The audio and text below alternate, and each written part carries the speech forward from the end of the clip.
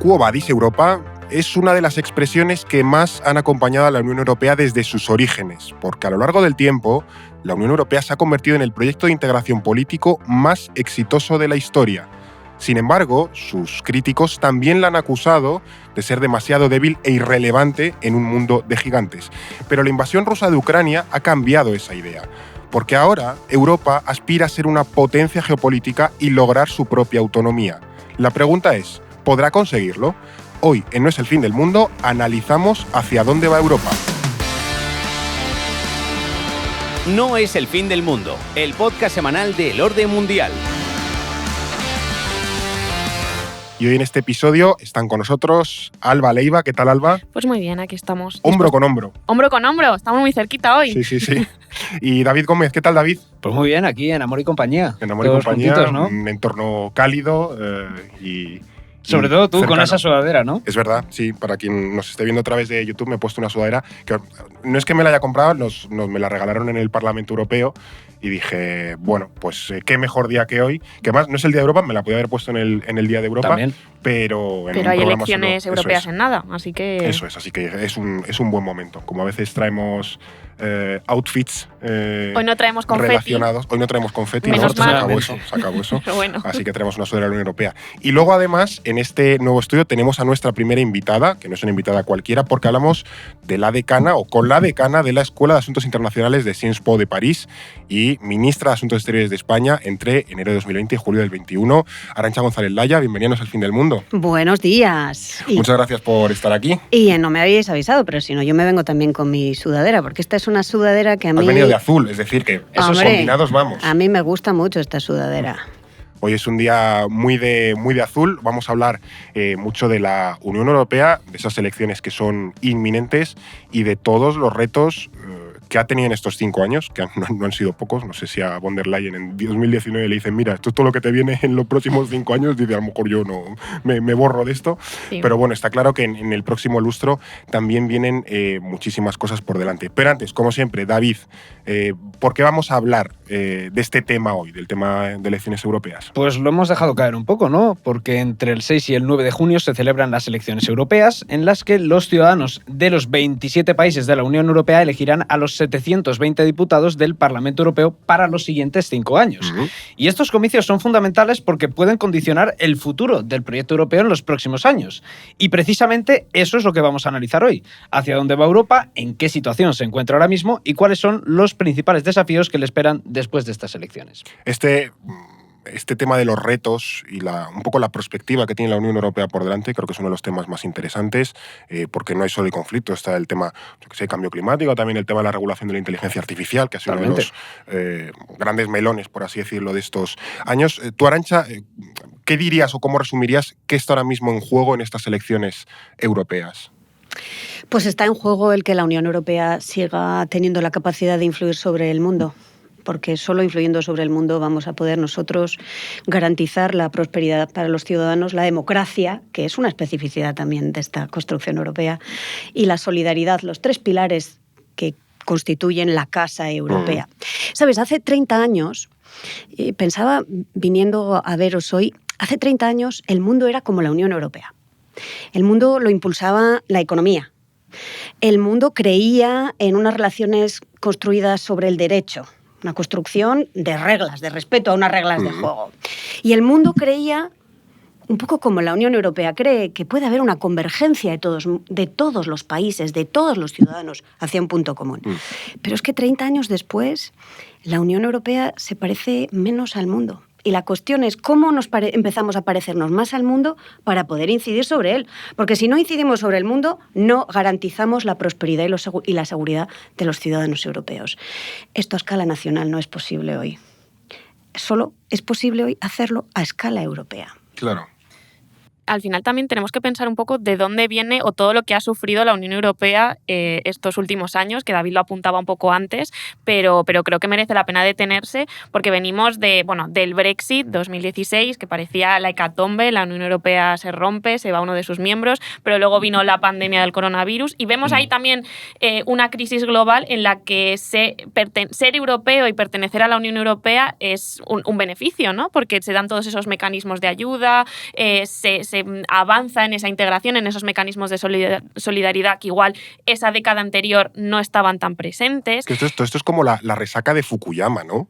Porque ahora Sí. venimos de los 90, de bueno, claro, aquí se ha acabado la historia, democracia liberal, economía de mercado, y llega... claro, la Unión Europea estaba ahí en el agua calentita, pero ahora el mundo se ha convertido en un lugar muy frío. Así es. Y nosotros, bueno, nos hemos quedado ahí un poco en fuera de juego. Yo creo que eso es un debate de, bueno, hasta qué punto debemos a lo mejor volver a ser más realistas, no en un sentido de deseabilidad, pero de adaptación al contexto internacional que tenemos. Pero, ¿sabes? Ahora, a diferencia de hace 30 años de Fukuyama, lo que impulsa las relaciones internacionales es un deseo de una búsqueda de seguridad. Esta seguridad que muchas veces es la excusa para no respetar la legalidad. Y se ha instalado esta idea de que no hay que converger, que lo que hay que es que competir, incluso de una manera despiadada. Pero es que la Unión Europea no es eso. Claro. Es exactamente lo opuesto a eso. Entonces, los europeos tenemos que reivindicar este proyecto nuevo, que es nuestro, que es muy específico. Nosotros creemos en la solidaridad, creemos en la idea de convergencia, creemos en la idea de democracia, pero claro, para poder defenderlo hoy tenemos que ser un poco más fuertes y eso significa más integración y más asertivos.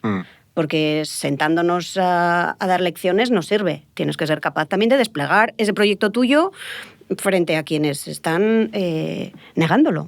Claro, es que yo creo que eso es un poco la clave, ese cambio del que habla Arantxa, de ese orden internacional en el que te basabas en el multilateralismo, el respeto a la legalidad, y ahora te encuentras con ese mundo competitivo, ¿no? Esa idea de convergencia a competencia con estados como Estados Unidos y China, que cada vez tienen una rivalidad geopolítica más grande, con esas políticas proteccionistas y también con esa vulneración cada vez más recurrente de las normas internacionales. Ahora no nos sorprende tanto ver una situación como la que estamos viendo con Rusia y Ucrania, como lo que estamos viendo también en la Franja de Gaza. En definitiva, estamos viendo un orden internacional más inestable y también cómo están apareciendo nuevas potencias que promueven valores diversos a los de Occidente, ese auge de potencias intermedias que a veces tanto hablamos con los países de Oriente Próximo, por ejemplo. Y el resultado de eso, al final, es una Unión Europea que tiene que ser más geopolítica, quizás aprender a utilizar el lenguaje del poder, que decía Josep Borrell, ser un poco un poder más duro, y para ello, evidentemente, se necesita cohesión e integración. ¿Cuál es el problema de esto también? Que al final esas tendencias nacionalistas, ese repliegue identitario, pues también se está reproduciendo internamente en la Unión Europea. Y esa magnitud que pueda tener, por ejemplo, el auge de la ultraderecha, pues va a determinar el futuro del proyecto europeo. O sea, está claro que los debates sobre esta autonomía estratégica, ¿no?, y una mayor integración pues han marcado la agenda europea durante estos meses. Desde la invasión rusa de Ucrania, yo creo que ese debate que estaba ahí un poco postergado, de decir, bueno, ya lo trataremos y demás, ha cobrado la primera línea del debate. De hecho, de manera reciente, los que fueron Enrico Letta y Mario Draghi publicaron dos informes para la Comisión Europea sobre ese mercado único, la competitividad europea, y ambos planteaban un diagnóstico similar, que es que la Unión Europea necesita una estrategia conjunta y reorganizarse internamente. Esto, claro, el papel es muy fácil de decir, pero esto es una tarea titánica y que nos ha llevado décadas de hacer. O sea, también me pregunto, claro, cuando es una reforma gigantesca, es decir, hay que rehacer la casa entera o casi. ¿Cuál es el primer punto donde te pones a reformar, ¿no? Es decir, vale, ¿esto por dónde se empieza? Aunque no sea el final del camino, pero ¿por dónde empezamos a reformar todo esto? Vamos a empezar por el diagnóstico. ¿Cuál es el diagnóstico? ¿No? Porque primero, para poder hacer, tenemos que estar todos de acuerdo en qué vamos a hacer. Claro. ¿Y qué tenemos que hacer? Pues el diagnóstico es muy sencillo. Donde la Unión Europea es unión, es más fuerte, proteja mejor a sus ciudadanos. Donde la Unión Europea está fragmentada, la Unión Europea es menos competitiva y protege peor a sus ciudadanos. ¿Dónde está fragmentada? Pues en aquellos sectores donde tradicionalmente los países entendían que esto pertenecía a su soberanía nacional. La energía, las telecomunicaciones, el mercado de capitales y la defensa. Las 4 tareas pendientes de la Unión Europea. Pero estas 4 tareas pendientes son complicadas, porque ahí el enemigo lo tenemos en casa. Porque aquí lo que tenemos es una discusión muy complicada dentro de la Unión Europea entre los partidarios de la soberanía nacional entendida como yo dentro de mis fronteras, yo mi mercado de capitales, yo mi sistema energético sin interconexiones, yo mi empresa de telecomunicaciones a escala de 20 millones de habitantes o Malta 200.000 millones de habitantes, y los que entendemos que la escala hoy es lo que nos da competitividad y protección al ciudadano. Este es el gran debate que tenemos que tener en estas elecciones europeas. Hay que enfrentarnos a esta ilusión de la soberanía nacional que nos venden los ultranacionalistas dentro de la Unión Europea, que en realidad lo que nos hace es más débiles. Y a ellos igual es que les gusta que seamos más débiles, porque así son ellos, estas fuerzas políticas. O sea, el rey en tu terruño, ¿no? Mejor pez grande en pecera pequeña que pez pequeño en pecera grande un poco. Sí, o más vale ser cabeza de ratón que cola de león, ¿no? Sí. Algo así. Bueno, el refranero español está lleno. No has acertado mejor que Eduardo, que no daría una en los refranes. Sí, totalmente. Yo, por ejemplo, pienso también en soluciones intermedias, ¿no? O cuando se ha apostado por Europa, o ciertos países, ciertos gobiernos han apostado por Europa, pero en realidad están aupando su proyecto de país dentro de esa misma Europa. Creo que también es algo a tener en cuenta, que en todas esas políticas y en todas esas dinámicas no solo es unas dos fuerzas enfrentadas entre una mayor integración europea y una menor integración, más fuerzas más nacionalistas, sino cómo dentro de esa integración europea puedo aupar mi proyecto de país y puedo mejorar mis condiciones o ganar más peso y más poder geopolítico dentro de la Unión. Y creo que se han visto dinámicas en los últimos años, pienso por ejemplo en política energética, las famosas cuestiones de negociaciones entre Francia y España, el aislamiento de España como isla energética, bueno, de la península ibérica, y ahí vemos dinámicas muy claras de proyectos enfrentados de cara a la Unión, de por qué proyecto energético también se apuesta. Entonces esos son también retos a tener en cuenta. Claro, ¿no? eso es el nacionalismo económico, eso es el entender que lo que tú quieres es que la Unión Europea sea como tu gran país. Pero es que eso no funciona así. La Unión Europea funciona porque hay una idea de ampliar el mercado con reglas de juego leal, que gane el mejor, pero para que nadie pierda, con solidaridad. Esta es la base de la Unión Europea. Y esto lo hemos visto en la integración del mercado hasta ahora, y esto lo hemos visto, por ejemplo, con la producción de vacunas y la distribución de vacunas en el mercado europeo. Claro que los países tuvieron una tentación inicial de decir, yo voy a producir las vacunas y se las voy a vender al resto de los europeos. Pero esto no funcionaba. Primero, porque era incapaz de hacerlo, y segundo, porque el resto de los países también quería hacer lo mismo. ¿Cuál fue la solución? Hacemos una investigación común, hacemos una producción común, sí, claro. Una compra común, y empezamos a vacunar a los ciudadanos europeos el mismo día, del mismo mes, en la misma semana.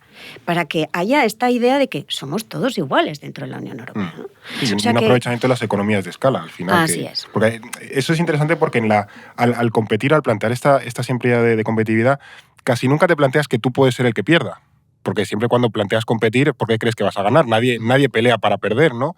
Pero claro, es que competir puede tener esos problemas. Es decir, que a lo mejor acabas tú perdiendo, ¿no? El que saca la vacuna antes es otro y tú te quedas sin nada.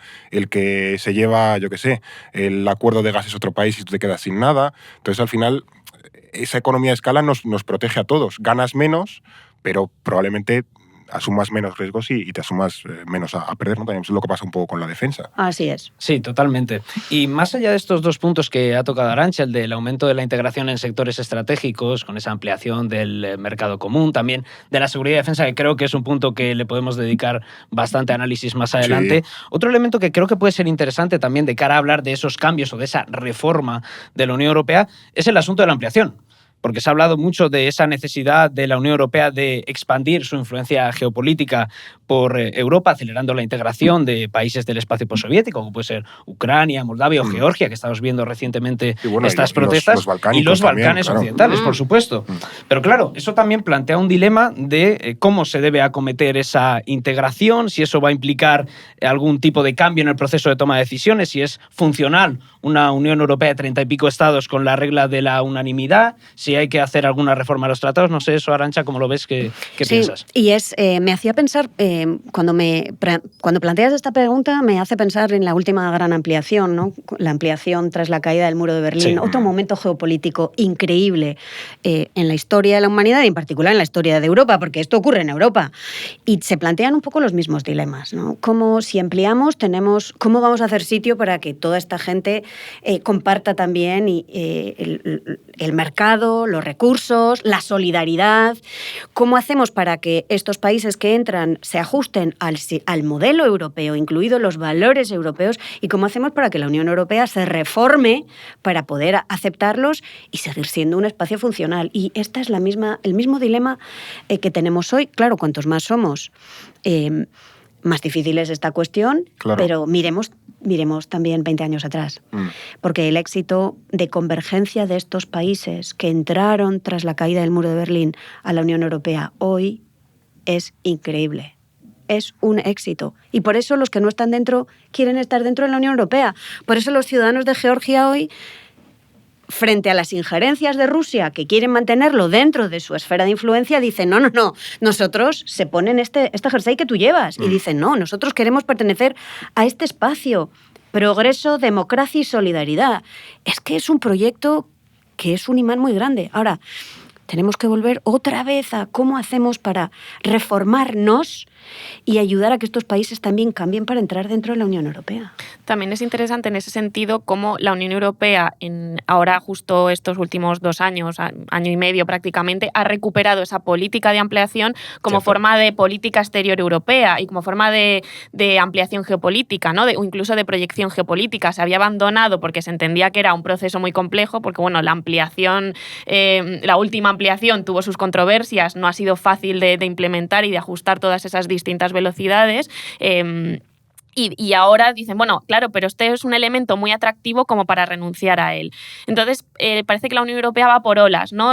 Amplía mucho, luego se arrepiente y está profundizando en esa ampliación y en ajustar y en decir, bueno, vale, y ahora profundizo dentro de la Unión Europea y lo que significa la Unión Europea, y luego venga otra vez política de ampliación cuando me veo sobre todo en un panorama más hostil, ¿no? Tal vez la última ampliación pues era esa relación de, bueno, pues Guerra Fría, entonces estos países han entrado en la democracia, por lo tanto, entrar en la democracia significa también entrar en Europa, y era un poco esa lógica, ¿no? De ser el siguiente paso para consolidar esta idea, aunque fuese con años y una década más o menos entre medias, dependiendo del caso. Y ahora es la democracia está amenazada, tenemos la amenaza de Rusia, y la Unión Europea sigue siendo la respuesta. Claro, yo pienso que eso hay veces, que sobre todo en el caso de Ucrania, puede ser una promesa algo vacía, ¿no? Porque en el fondo también tienes que respetar las formas en las que se entra en la Unión Europea, sí. No puede ser un país con un conflicto abierto. Y Ucrania tenemos unos riesgos de cronificación de conflicto, que luego sí, eso ya entraremos en la cuestión de Ucrania, sí. Pero esa ampliación plantea retos muy fuertes. Y a mí, por ejemplo, sí que me preocupa lanzar promesas vacías, ¿no? O la decepción que pueden sentir las poblaciones de esos países si luego esa promesa en 10, 20, 30 años no se cumple. Pero y tenemos relaciones Turquía, tan complejas como las que mantenemos con Turquía o con las que mantenemos con los Balcanes occidentales. Claro, yo pienso ahora, por ejemplo, en esa promesa o ese planteamiento que hizo Charles Michel, el presidente del Consejo Europeo, que dijo fijó el año 2030 como esa fecha en la que se tenía que acometer ese proceso, esa nueva ronda de adhesiones de estos países. Claro, por una parte está bien porque lanza un mensaje de que los países europeos están comprometidos con que se produzca esa ampliación y fija una fecha también. Hay un compromiso de que esto se lleve adelante en el corto o medio plazo. Pero también puede generar unas expectativas peligrosas porque hay una serie de problemas en esa ampliación, más allá de cumplir con esos criterios de Copenhague, como por ejemplo las disputas bilaterales que hay entre países de los Balcanes occidentales. Los propios procesos de decisión internos. O sea, entiendo que aquí hay como dos almas en la Unión Europea, como la visión más utilitarista de, bueno, antes de meter más gente vamos a reordenar un poco la casa para que precisamente podamos ampliarla a futuro sin muchos problemas de funcionamiento, pero también entiendo que hay un alma más idealista que dice, bueno, es que estos países, al final en los Balcanes tenemos una especie de agujero negro porque al final Grecia está en la Unión, Croacia ya está en la Unión, todos los países de alrededor están en la Unión, pero ¿qué pasa con Serbia, con Bosnia? ¿No son europeos, no han pertenecido a las dinámicas europeas? Pues, o Montenegro, Macedonia, etcétera, etcétera. Pues a lo mejor también merecen estar ahí dentro del proyecto europeo, porque por ideales deben estar ahí. Pero claro, es como la competición entre esas dos visiones y a ver cómo las hacemos compatibles. Bueno, ¿no? Pero esto yo creo que tendríamos que seguir esta expresión americana que hay que ser capaz de caminar y mascar chicle, porque es que como que no tenemos muchas opciones. Claro. Mira, yo hace un mes estuve en Kiev. Fui a visitar a nuestro socio. Nosotros tenemos muchas relaciones con varias universidades en Ucrania, acogemos a sus estudiantes en Sciences Po, y para ellos es muy importante escuchar lo que dicen, para ellos la Unión Europea es algo que les ayuda a vivir este momento tan terrible de guerra en su territorio, de privación no solamente material, sino privación familiar, de tantos jóvenes que están ahora mismo en el frente, luchando en unas condiciones bastante difíciles, por otra parte. Y yo creo que esta esperanza que les mueve a ellos y que de alguna manera es nuestra seguridad, no podemos defraudarla. Y esto, que es cierto en Ucrania, es cierto en Georgia, y es cierto en Albania, y es cierto en Macedonia del Norte. Yo creo que la mejor manera de gestionar esta promesa de la ampliación, que es una promesa mutua. No es que nosotros hayamos prometido, ellos también han prometido. O sea, es mutua. Ellos tienen que cambiar, por así decirlo también. Claro. Pero lo mejor sería empezar por aquellos que ya han hecho una parte muy importante de su trabajo y que están listos y que los estamos haciendo esperar porque durante muchos años hemos estado procrastinando porque no nos apetecía poner la energía política en hacer las reformas necesarias para integrarlos. Y ahora es un lujo que no nos podemos permitir. Entonces, tengamos esta discusión, tengámoslo con nuestros ciudadanos, porque al fin y al cabo, recordemos, somos unas democracias y todas estas discusiones y decisiones las tenemos que tomar con nuestros ciudadanos. Hoy los europeos al 53% nos dicen que apoyan esta ampliación. Yo creo que debería ser un poquito más alta esta cifra, con lo cual aquí sabemos que tenemos tarea por hacer, pero caminar y mascar chicle. Sí, sí. Y luego con otro de los grandes melones que hay aquí por abrir es el tema de la defensa.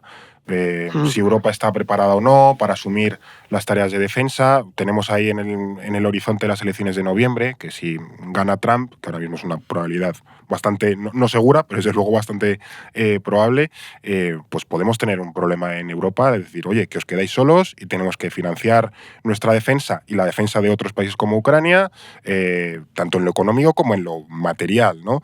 Y por eso nos hemos dado prisa en los últimos 2 años por construir esa Europa de la defensa. ¿Es posible? ¿Qué retos hay en este sentido? ¿Se ha avanzado rápido para lo que suele ser la Unión Europea? No sé, aquí cómo... Pues yo creo que sí, que si nos fijamos en el contexto de la guerra de Ucrania, yo creo que se han hecho esfuerzos muy, muy grandes. Yo creo que sí que se ha avanzado todo lo rápido que se podía avanzar, ¿no? O tal vez se podría haber hecho algo más en casos de ciertos países, pero creo que ha habido una coordinación relativamente buena. Me parece que la Unión Europea tiene capacidad para responder ante crisis. Creo que también se vio en la pandemia, ¿no? Pero el problema es que necesitamos una crisis para responder. Y ese plan más a largo plazo, ahí se falla algo más. Entonces, a nivel de capacidades militares, yo creo que Europa es capaz de formular una Europa de la defensa porque tiene ejércitos amplios, tiene una industria militar potente, tiene la capacidad para desarrollar tecnologías defensivas, pero primero tiene que ver cómo entiende esa defensa. Y todavía sigue siendo un ámbito muy nacional y es muy difícil yo creo que sí, ya es difícil en cuestiones de industria, de energía. Que es de las cosas que más sentido dan al Estado, claro, tu propia defensa nacional, claro, tu ejército. Eso, llevarlo a un nivel supranacional y cooperativo, me parece muy complejo. Y sobre todo cuando tenemos visiones muy distintas, porque tenemos unas visiones y divisiones entre países, unos más de línea más atlantista, otros de línea más europeísta, otros de línea pues más nacionalista, y también teniendo en cuenta que estas líneas pueden variar a lo largo del tiempo y que hay distintas formaciones políticas en estos países que pueden cambiar el rumbo y la política de Estado de un país al respecto de la defensa. El contexto te lo cambia, claro. También. Sí que es cierto que yo creo que al identificar a Rusia como principal amenaza, nos entra el canguele y decimos, vale, ya tenemos una amenaza clara, entonces sabemos qué herramientas tenemos que implementar al respecto. Pero claro, al mismo tiempo hemos visto una OTAN muy reforzada. Entonces, yo personalmente no veo tanto una Europa de la defensa como se planteaba, tal vez como dentro de la Unión Europea, sino una OTAN más europea.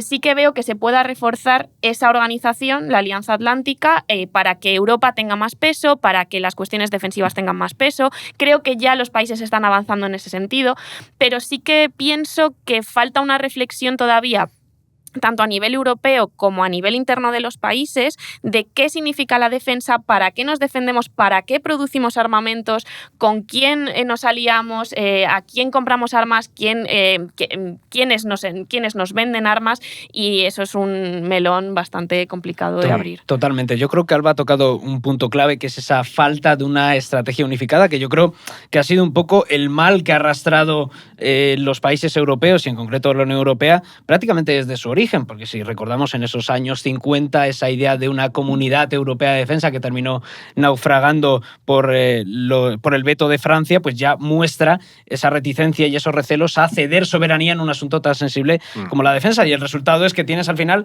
27 políticas de defensas nacionales diferentes. Que es la cosa más ineficiente del claro, mundo. ahí está el tema. Generas duplicidades, conflictos en el tipo de armamento de comprar. Por ejemplo, cuando Francia optó por producir sus propios aviones de combate, pero luego tenías Alemania que apostaba por comprar esos F-35 para sustituir su flota de aviones Tornado. Es como que no te pones de acuerdo ahí. Y luego también hay otros dos elementos que me parece que son defectos, problemas que tiene Europa para avanzar hacia esa autonomía en defensa, que es la dependencia de las importaciones de semiconductores y materias primas. Es verdad que ha habido iniciativas como esa ley de chips para duplicar su cuota de mercado en 2030, pero creo que tenemos un problema ahí. Y luego la influencia de Estados Unidos. Sí. O sea, Estados Unidos es verdad que pide a Europa que se implique más en el gasto de defensa, pero luego también ha boicoteado los esfuerzos para desarrollar conjuntamente esas capacidades europeas de defensa, porque consideraban que eso acababa la OTAN. Entonces, ahí tenemos también ese cierto problema con Estados Unidos. Sí, y bueno, yo empezaría por ahí, porque claro, nuestra seguridad la habíamos puesto en manos de la OTAN, pero quien dice en manos de la OTAN, la habíamos puesto en manos de Estados Unidos, que es el principal accionista de la OTAN. Pero tuvimos un pequeño susto cuando llega Donald Trump y dice que el pacto entre aliados, que es la OTAN, que esto hay que revisarlo, que los europeos tienen que pagar más. La verdad, un poco de razón no le faltaba desde ese punto de vista. También, ahora, claro, Europa compra el 70% de su armamento de Estados Unidos. Entonces, lo que nos estaba diciendo es, por favor, cómprenme más a mí. Y ahora ya, con esta posibilidad de que vuelva Donald Trump, lo que nos está diciendo es que él incluso está revisando no solamente la idea de que paguemos más, sino el concepto mismo de Estados Unidos como paraguas protector de la Unión Europea. Sí.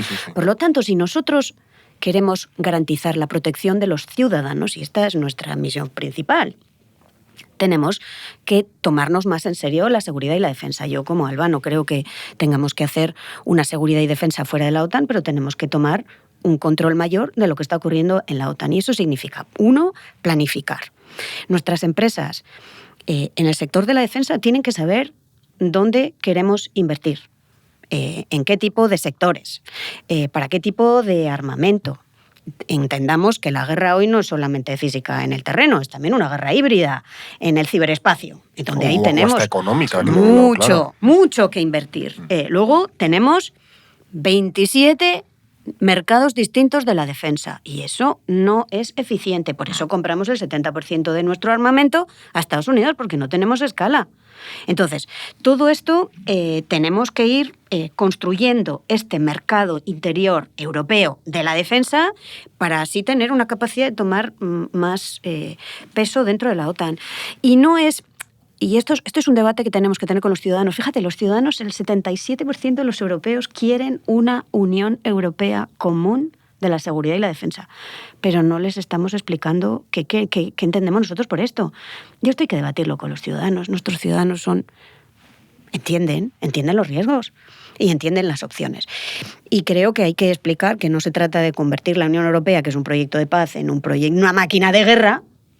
Eso no es el objetivo. Es darle a la Unión Europea la capacidad de defender hoy, en un mundo que asedia el proyecto de paz europeo, es darle a la Unión Europea la capacidad de defender su modelo específico. Esto tenemos que debatirlo con los ciudadanos. Y yo creo que ahí los jóvenes tienen una gran responsabilidad de entrar en este debate y de construir este debate. Y creo que este tiene que ser uno de los puntos también que debatamos en las elecciones que tenemos el 9 de junio, en la que necesitamos mucho apoyo y mucha participación de los jóvenes. No sé en España hasta qué punto nos pondremos a debatir, viniendo de donde venimos, de industria de defensa, que efectivamente sería uno de los puntos necesarios. Son 400.000 puestos de trabajo en nuestro país. La industria de la defensa son 400.000 puestos de trabajo en nuestro país, hombres y mujeres, familias enteras, que viven también de la industria de la defensa. Luego, esto también tenemos que ponerlo sobre la mesa. No lo podemos meter debajo de la alfombra. No, y que si a lo mejor dejas de comprar a Estados Unidos, lo puedes producir en casa y eso genera pues, más actividad económica, más puestos de trabajo, etcétera, etcétera. Yo iba a ir también por ahí porque cuando yo decía que tenemos capacidad industrial suficiente, la industria defensiva europea es muy potente. Francia, no sé ahora mismo qué puesto tiene, pero es uno de los mayores exportadores de armamentos, el segundo mayor exportador de armamentos. Por lo tanto, ¿pero qué pasa? ¿Eso se redirige a ese mercado europeo? No necesariamente. Habrá parte que sí, pero hay una buena parte que no. Por lo tanto, ¿cómo entiendes esa producción y esa cadena y ese comercio? También es interesante, porque tienes las capacidades. No eres un país o no eres una región que no tenga ningún tipo de industria de defensa y partas de cero. La tienes, pero no la orientas hacia el proyecto que mejor te vendría. Entonces, esa es la reflexión que yo creo que hay que hacer. Y ahí también están los diferentes intereses nacionales de fondo, los intereses de esas industrias armamentísticas de fondo. Pero claro, si tú quieres avanzar hacia autonomía estratégica, hacia una OTAN más defensiva o incluso hacia una Unión Europea de la Defensa, tienes que repensar todo tu modelo productivo y toda tu concepción al respecto. Ahí está el reto. No, y aún así, también creo que el debate se ha llevado, cuando hablamos de la industria de la defensa, a la industria de la defensa igual construir carros de combate también, o aviones. Sí. No. La defensa actual, la defensa nacional es algo muchísimo más amplio que simplemente las Fuerzas Armadas. Son también telecomunicaciones. O sea, tenemos que ser capaces de proteger nuestras comunicaciones. Tenemos que ser capaces de defender el mundo cibernético y las amenazas ciber. Tenemos que ser capaces de proteger nuestras rutas logísticas, porque al final nuestros barcos vienen desde China, India y tal. Bueno, pues todas esas capacidades, todos esos acuerdos, ¿cómo lo hacemos? O sea, la defensa de nuestros intereses trasciende, pero por muchísimo, esto ya no es el siglo XIX, el hecho de tener un mejor o peor ejército. Tú puedes tener un ejército profesional pero pequeño y luego unas capacidades defensivas muy buenas. Por ejemplo, Noruega creo que lo hace bastante bien. Y eso también pasa por tener una industria civil potente que complemente bien a la industria militar, a la industria que puede ser aplicable a la defensa. O incluso también luchar contra el cambio climático. No es una amenaza a nuestra seguridad nacional el cambio climático. Así es. Claro, y también es una buena identificación de amenazas. Entendidas en sentido amplio. No es solo Rusia me puede atacar en cualquier momento, que eso es más cuestionable. Es, pues eso, por dónde pasan mis rutas comerciales, a quién le compro esta energía, cómo de vulnerables son mis sistemas públicos frente a ciberataques o mis infraestructuras estratégicas. Eso también es un buen análisis de seguridad. Sí, o la democracia. También. Totalmente. Cómo las injerencias extranjeras, las campañas de desestabilización vienen a través del espacio de la información, muchas veces de las redes sociales, con mecanismos que no entendemos y que están falseando el debate en nuestros países. Y esto es una enorme amenaza. Luego también ahí hay esta amenaza a la democracia misma también, ¿no? A las propias reglas del juego. Y entonces... Claro, en este aspecto aquí engancha bien el tema de la autonomía estratégica, ¿no? De cómo podemos hacer esto, cómo concebimos esto. También está relacionado con el tema de las elecciones europeas. Hay no sé si un peligro, pero sí un escenario evidente en que los distintos grupos de ultraderecha, que sabemos que son muy heterogéneos y que a veces andan un poco peleados entre sí, ganen peso. Eso es algo que muy probablemente pase y que tienen una visión pues que no es muy favorable a este tema de la autonomía estratégica. Entonces, también es interesante saber un poco qué diagnóstico plantean ellos de, cómo nos vamos a desenvolver en el mundo, con banderitas. ¿Nos van a proteger esto o qué medidas tomamos para implementar esta cuestión? Sí, totalmente. Creo que, además, respecto a lo que comentábamos de la defensa, que siempre hacemos énfasis un poco en el gasto militar, en que hay que gastar más y todo eso, creo que está bien que debatamos no solo un concepto más amplio de seguridad, que no es el tradicional, que es verdad que está volviendo ese debate, pero que también tenemos seguridad energética, seguridad climática y demás, y también pensar en que para que Europa tenga capacidades de defensa buenas, no solo hay que invertir en comprar tanques, sino también tener capacidad de mando, geolocalización, drones, en definitiva, otro tipo de capacidades logísticas y también de capacidad de gestión de equipamiento y de ejército mucho más grandes. Y luego sobre el crecimiento de la ultraderecha en el Parlamento Europeo, creo que un tema interesante sobre esto, ya que hablamos de industria, es la cuestión de la reindustrialización. Porque es otro debate que se está llevando a cabo bastante en Europa, sobre todo en esta campaña.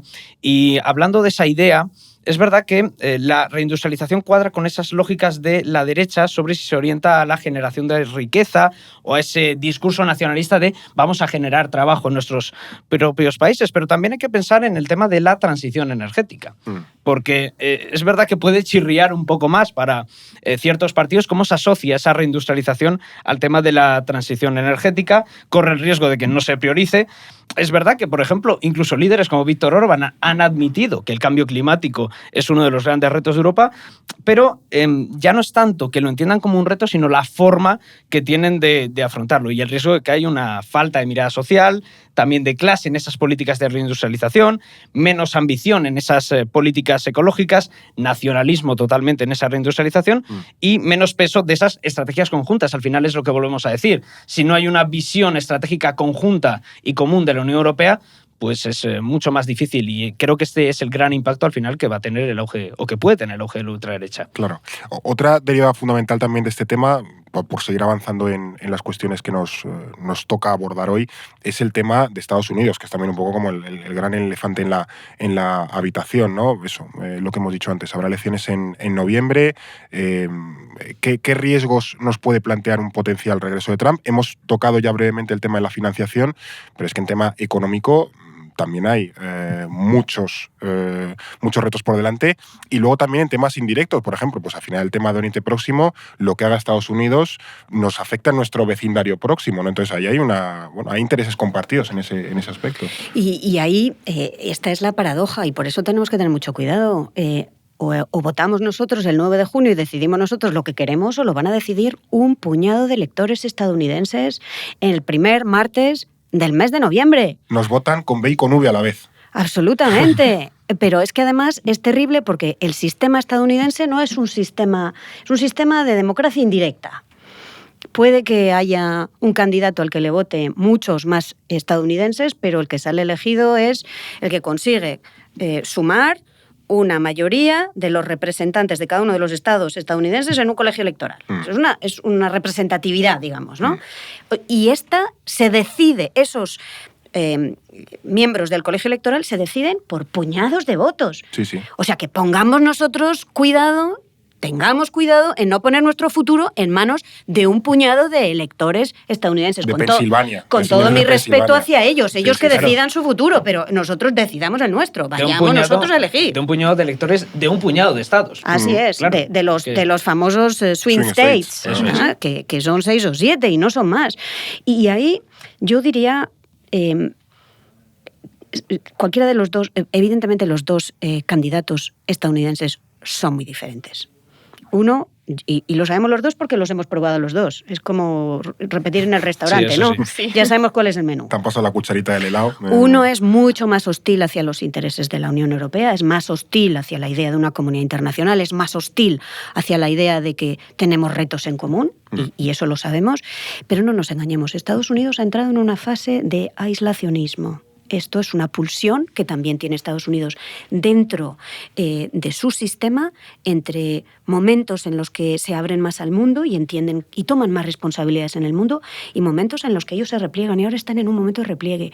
Y esto significa que si nosotros queremos decidir nuestro futuro, tenemos que poner nuestros medios, nuestra carne en el asador.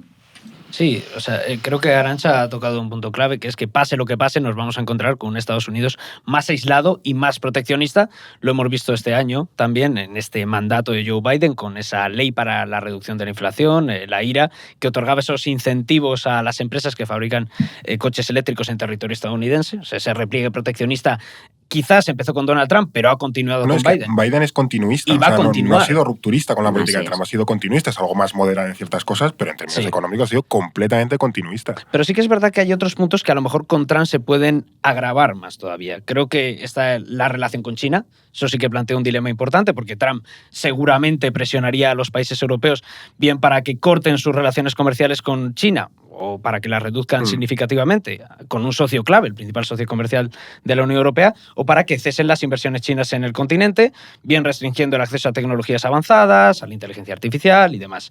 Luego, otro punto importante, lo comentabas tú también en tu pregunta, esa amenaza para la seguridad europea, no solo con Oriente Próximo, sino sobre todo con el tema de Ucrania, lo hemos hablado. Bueno, Trump claro, también, va a sí, debilitar sí. a la Sí, OTAN sí, sí. y va a reducir la ayuda a Ucrania hasta el punto de que a lo mejor la elimina completamente. Entonces, es un aspecto muy importante. Y luego, el empoderamiento de la ultraderecha, pensando a nivel interno ya en clave europea. Va a haber líderes ultraderechistas que se van a ver tentados a cultivar esas relaciones bilaterales con Estados Unidos en lugar de intentar impulsar ese enfoque europeo o replicar en sus propios países esos ataques al Estado de Derecho, esa deriva autocrática de Donald Trump en Estados Unidos. Pero también hay un elemento interesante porque vamos a ver hasta qué punto hay sintonía entre las ultraderechas europeas y Donald Trump. Y es lo que comentábamos antes de que la ultraderecha en Europa no son bloques homogéneos. Tienes los conservadores y reformistas europeos, que por lo general son más atlantistas o más partidarios de ese apoyo a Ucrania, y luego el grupo de Identidad y Democracia, que sí que son más contrarios a ese apoyo, más quizás euroescépticos por lo general. Entonces, vamos a ver también esas pulsiones y esa división incluso en el seno de la ultraderecha. Desde luego, lo que nos dice es que si vuelve Donald Trump al poder, tenemos unas relaciones mucho más tensionadas. Ya son complicadas, pero creo que con Biden se establece una mayor capacidad de diálogo, ¿no? Pues vemos toda esa deriva proteccionista, pero así como el shock que supuso la IRA, ¿no? Esta política industrial estadounidense, esta política de incentivos, que fue un shock en la Unión Europea, y enseguida ya se lanzaron todos a negociar para intentar encontrar unas condiciones que no dañen tanto a la industria europea, unos criterios de competición un poquito más adecuados. Con Biden, con la administración Biden, es posible hacer eso. Con una administración Trump, igual no. Igual tenemos unas relaciones mucho más conflictivas y nos vemos mucho más perjudicados en esas negociaciones, ¿no? En unos acuerdos comerciales, o incurrimos en una guerra comercial. Pero de todas formas, de fondo hay que tener esa deriva de que hay que estar preparados para ese proteccionismo estadounidense, hay que reflexionar sobre hasta qué punto queremos competir en ello, ¿no? O hasta qué punto tenemos que abrazar esa competición. Y ahí yo creo que volvemos a la idea que comentábamos al principio de los dos modelos de la Unión Europea, un modelo profundamente multilateral, de mercado único, de cooperación económica, de integración, frente a un mundo más geopolítico, más proteccionista. ¿Cómo conjuga la Unión Europea esos dos modelos, independientemente de quién se siente en la Casa Blanca? Va a ser muy interesante de ver, sobre todo cuando además tenemos estas opciones políticas que comentabas tú dentro de la propia Unión, que posiblemente planteen proyectos completamente distintos. Yo sí que creo que la deriva más euroescéptica ahora tal vez esté más apagada, puede que resurjan, porque no siempre pueden resurgir, pero también yo creo que estas derechas radicales están más por reformar la Unión Europea según sus términos y condiciones que por huir de ella. Sí, totalmente. Pero igualmente eso supone un reto. Bueno, entonces, pero sabes, es que claro, esto es que cambias la música, pero la letra sigue siendo la misma. Sí. Es decir, antes era salgámonos, pero como ya hemos visto el desastre que ha sido salirse de la Unión Europea, y si no que se lo pregunten a los británicos, el frío que hace ahí. El frío que hace fuera, ahora resulta que nos hemos inventado otra metodología que es, bueno, pues rompamos el sistema desde dentro. Horademos el sistema, hagámosle grandes agujeros por los que pase la renacionalización de nuestras competencias. Y además con una parte de este espectro político que dice no solamente horademos esto para renacionalizar estas políticas, sino que además, oye, ¿para qué nos sirven todos estos reglamentos? ¿Para qué nos sirven todas estas reglas de juego? Mejor sin reglas de juego, mejor sin reglas para limitar el impacto del cambio climático, mejor sin reglas sobre igualdad entre hombres y mujeres, mejor sin reglas sobre impuestos. Estamos escuchando cosas increíbles, ¿no? Como que la justicia social es un delito o que pagar impuestos es de tontos. O sea, todo esto es una corriente libertaria que también tiene un anclaje muy fuerte en Estados Unidos y que retroalimenta a fuerzas y a espacios políticos también en nuestros países y que tiene que estar en el centro de las decisiones que tomemos el 9 de junio, porque esta es uno de los modelos que se nos están planteando. Este modelo en el que tenemos tantas libertades que en realidad solo le beneficia a unos pocos y todos los demás van a tener grandes libertades y pocos resultados. O el otro modelo que es, oigan, hagamos de Europa un espacio que sea capaz de navegar en un momento en el que las aguas bajan muy turbulentas porque estamos en una pinza entre China de un lado y en aspectos fundamentales como es la economía, para Europa, que además 2/3 de nuestro crecimiento, no me canso de repetirlo, 2/3 del crecimiento en Europa depende de nuestra apertura a mercados de países terceros. Importamos el crecimiento de los demás y con eso construimos crecimiento, empleos y competitividad en Europa. Este es nuestro dilema y esta es la vía en la que tenemos que encontrar nuestra propia carta de navegación. Y creo que además hay veces que hay que asumir que no se puede ganar siempre, porque yo creo que Claro. se puede dar la situación Claro. en la que no se toman ciertas decisiones o incluso se opta por jugar con las reglas de juego del otro, con los métodos del otro, porque, bueno, es que tengo que ganar el juego, ya, pero ¿qué te dejas por el camino? Entonces, creo que hay que apostar por defender el modelo que tú quieres, que eso te va a llevar a equilibrios y contradicciones constantes, porque Sí. me parece que es parte de la propia naturaleza de la Unión Europea enfrentarse a ellos y navegar siempre en esos equilibrios, pero tenemos que redefinir o tener en cuenta qué modelo queremos defender, ¿no? Ese Sí. modelo democrático, ese modelo de bienestar social, ese modelo de transición verde, y no podemos renunciar a eso aunque haya luchas y haya cuestiones en las que no vayamos a ganar porque no tenemos tanta fuerza como puede ser X política industrial, X producción de coches eléctricos, que luego en sí son problemas, ¿no? Y eso puede deteriorar la Unión Europea por otros francos, pero si al final la refuerzas en conjunto o mantienes ese proyecto de fondo y lo intentas mantener lo mejor posible, pues ya es suficiente. No sé, a mí me parece que es mejor eso. Y luego también, porque claro, aquí hay como otros elefantes que son, por ejemplo, China, que en España se habla muy poco de China, pero hay que hablar de China, porque Así es uno de es. los socios fundamentales de la Unión Europea.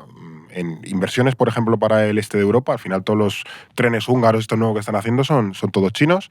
Y luego a nivel comercial, incluso a nivel inversor, varios puertos españoles tienen capital, están comprados por China. ¿Y cómo conseguimos encajar nosotros, los europeos, en esa competencia geopolítica entre Estados Unidos y China?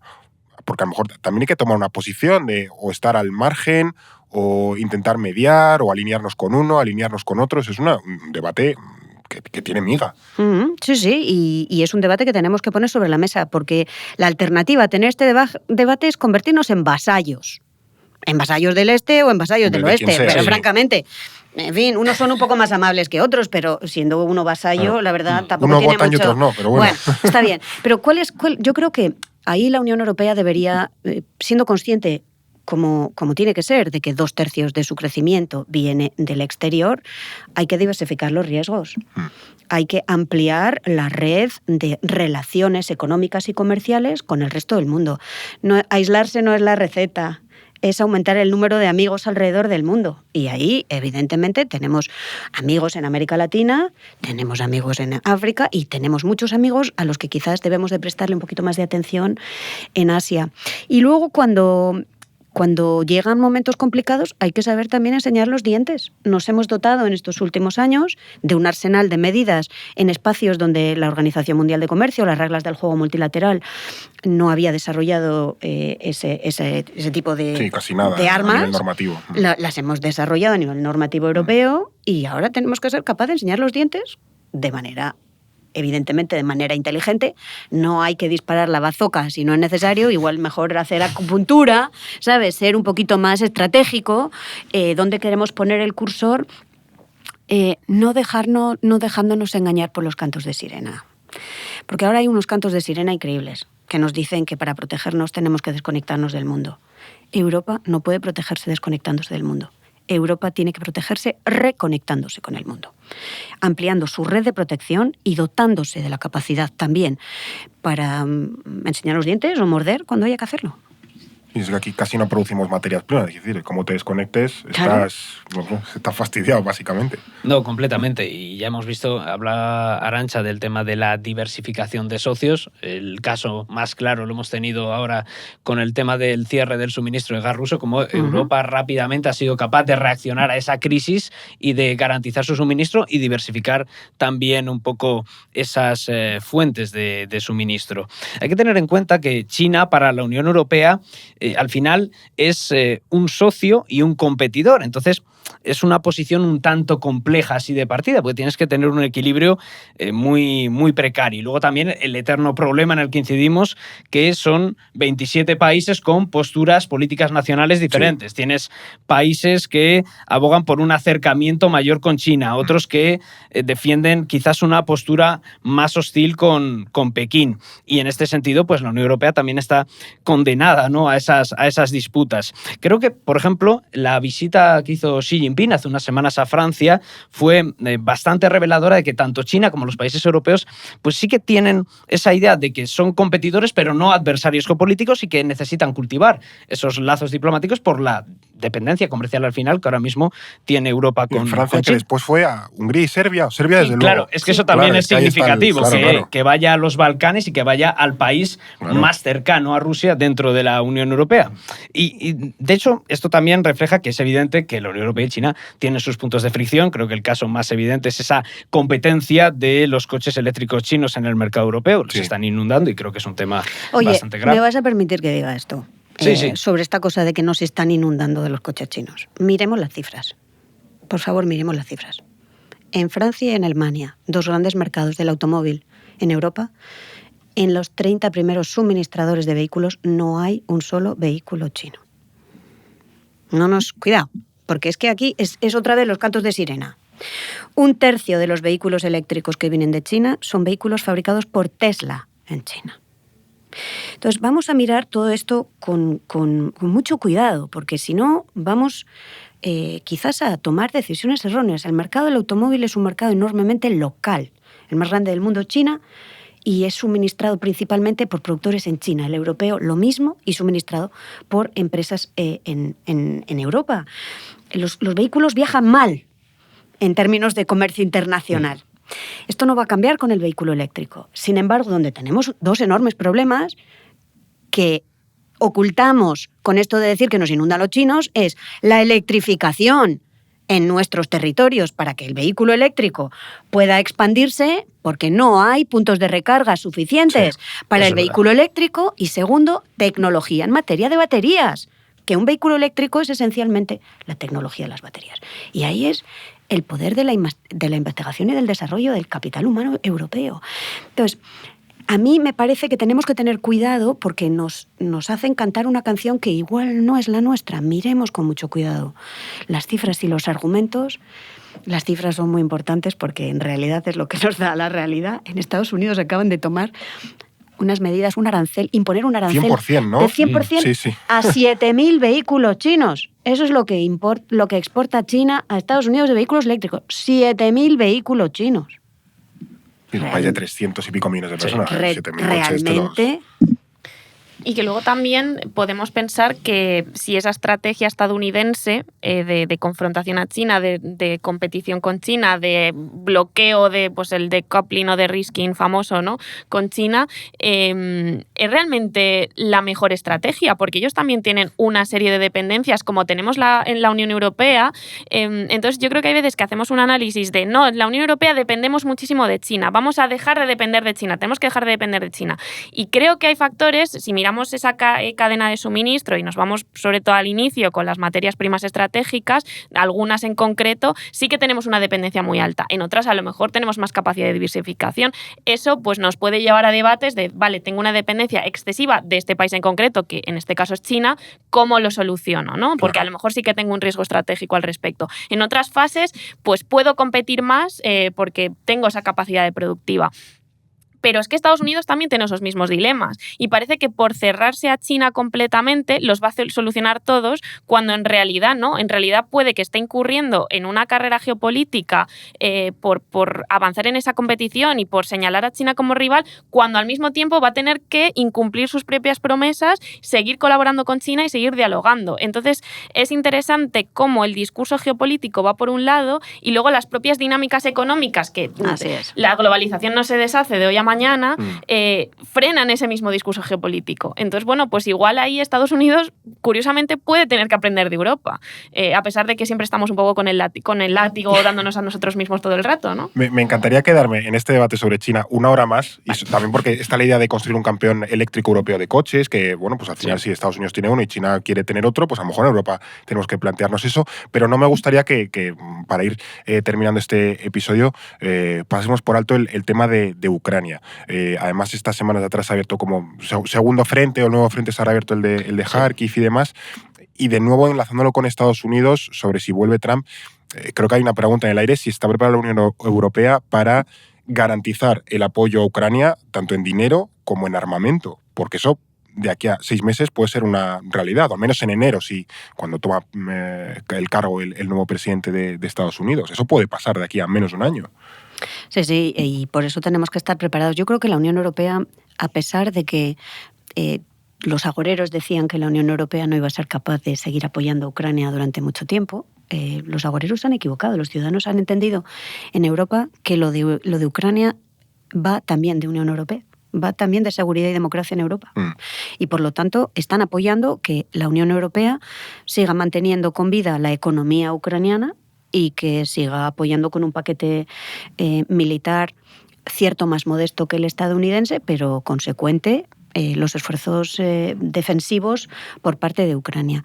Ha sido muy doloroso un retraso estadounidense en decidir su paquete de apoyo a Ucrania durante más de 5 meses, lo cual ha empeorado la postura estratégica de Ucrania, pero yo creo que para Europa el apoyo a Ucrania es vital porque está defendiéndose a sí misma cuando ayuda a Ucrania a defenderse. Ahora, yo creo que la gran pregunta, sobre todo si el presidente estadounidense es Donald Trump, que no ha ocultado su deseo de ser el presidente que ayude, bueno, él no lo dice así, pero lo voy a decir así, para no ser facilite un acuerdo entre Rusia y Ucrania, es cómo se va a gestionar eso y dónde va a estar Ucrania en eso, que para nosotros es muy importante, porque al fin y al cabo nosotros estamos detrás de Ucrania, y dónde vamos a estar nosotros en eso. Y yo creo que esta es una gran pregunta que por ahora no tiene muchas respuestas, y creo que sería importante también empezar a plantearlas. Sí, totalmente. Y lo que pasaría, uno de los escenarios que podría pasar si Estados Unidos deja de apoyar al ejército ucraniano, evidentemente, es que Ucrania estaría más cerca de la derrota. Lo hemos visto, lo comentaba Arantxa, con ese retraso del envío de armamento que se ha demorado durante meses y que ha hecho que Ucrania pierda la iniciativa en el frente y que Rusia ahora mismo pues esté avanzando tanto por la parte del sureste como también por el frente de Kharkov. Creo también que es difícil, además, pensar en un escenario en el que los países de la Unión Europea sin Estados Unidos puedan garantizar a corto plazo ese abastecimiento o todo el abastecimiento de armas a Ucrania, porque Washington ha sido ese principal suministrador, porque sigue siendo muy importante y tiene una capacidad de influencia tremenda con ese bloqueo de los congresistas republicanos. Y además venimos hablando anteriormente de los problemas que tiene que solventar Europa estructurales para poder garantizar esa autonomía de defensa. De todas formas, creo que tampoco debemos subestimarnos en exceso a los europeos, porque es verdad que los países europeos se están comprometiendo con Ucrania de una manera que a principio de la guerra parecía prácticamente improbable. Es verdad que somos un poco cenizos con nosotros mismos. O sea, hemos visto a Dinamarca diciendo que iba a poner toda su artillería a disposición de Ucrania. Vemos ahora a Alemania enviando sistemas de defensa Patriot, que era algo que al inicio de la guerra o meses después parecía una demanda impensable. Se pueden hacer, o incluso a Emmanuel Macron no descartando la posibilidad de un despliegue de tropas. Por tanto, vemos que realmente hay un avance, un cambio en el discurso y un compromiso real más allá de las dificultades que pueda haber. Y que Europa ya ha demostrado esa capacidad de resiliencia, como por ejemplo en momentos de crisis como la crisis energética, que se decía que Europa no iba a aguantar el invierno con las calefacciones, y realmente lo hizo y con creces. Y luego que a mí sí que, por ejemplo, me llama la atención cuando con el inicio de la invasión, que siempre estaba el run de hasta cuándo van a aguantar los socios, tanto Estados Unidos como Europa, hasta cuánto van a aguantar, y a veces se dudaba más de los socios europeos que de Estados Unidos. Sí. Y vemos un agotamiento antes, tal vez, en Estados Unidos. Así es. Eso no quiere decir que Europa no se vaya a agotar o incluso de que no sea favorable a promover un acuerdo de paz si se llegan a dar las condiciones. Ahora vemos unas condiciones muy estancadas, lleva mucho tiempo muy estancado, vemos unos avances rusos.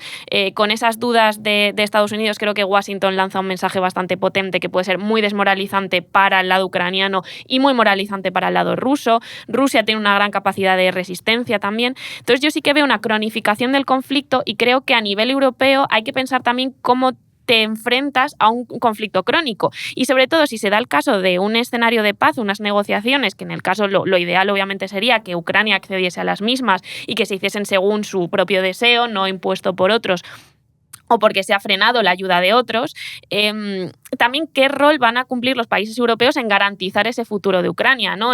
Pues ya sea con esa promesa de acceder a la Unión Europea, que yo honestamente, personalmente veo bastante complicada, pero sí tal vez de garantías de reconstrucción, de desarrollo del país, de acuerdos económicos.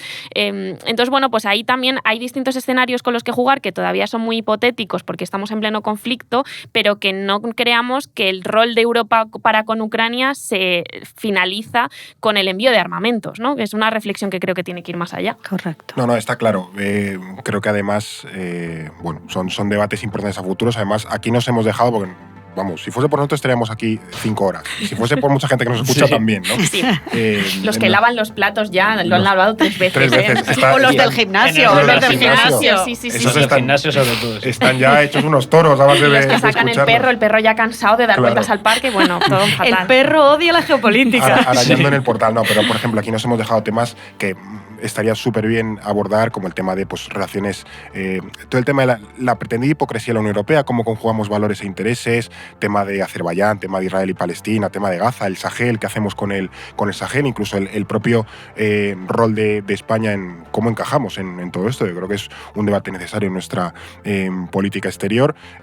A lo mejor podemos tener un segundo debate donde recojamos todo esto que se nos ha quedado pendiente, pero bueno, creo que nos ha quedado una conversación muy interesante hoy, donde hemos intentado, ya digo, dar un poco el panorama, la perspectiva, los escenarios hacia los que vamos en el futuro de estas elecciones europeas del 9 de junio, que van a ser efectivamente fundamentales, y además si las combinamos con las de noviembre en Estados Unidos, pues tenemos quizás uno de los años electorales más trascendentales para Europa, quizás desde 1940, ¿no? Cuando Estados Unidos tuvo que votar a Roosevelt o a los republicanos si iban o no a ayudar a Europa. Así que nada, muchísimas gracias, David. Nada, un placer. Muchísimas gracias, Salva, por todo lo que nos has contado. Para eso estamos. Y muchísimas gracias, Arantxa, por estar hoy con nosotros. Un placer, y sobre todo a los oyentes, estén donde estén haciendo lo que estén haciendo. Hay que tomar decisiones serias, hay que participar en las elecciones europeas del 9 de junio. Participa, no dejes que sean un puñado de electores estadounidenses quienes decidan por ti. Eso es. Si tú no votas, lo hará el señor de Pensilvania o el de Arkansas. Así que, el 9 de junio ve a votar a quien te dé la gana, a quien quieras, pero ve a votar. Y nada, que ya sabes, quienes nos escuchan, mil gracias a los del gimnasio, a los del perro, a los que friegan, a los que duermen. Y gracias también por escucharnos por Spotify, por iVoox, por vernos a través de YouTube, por escucharnos también en Amazon Music o en Apple Podcast. Y nada, te recordamos que estaremos aquí en próximos episodios de No es el fin del mundo. No es el fin del mundo, el podcast semanal del orden mundial. Producido por The Voice Village. Dirección Eduardo Saldaña. Conducido por Fernando Arancón y guión de David Gómez y Alba Leiva. Producción ejecutiva Ricardo Villa. Diseño de sonido y sintonía original Pablo de Diego.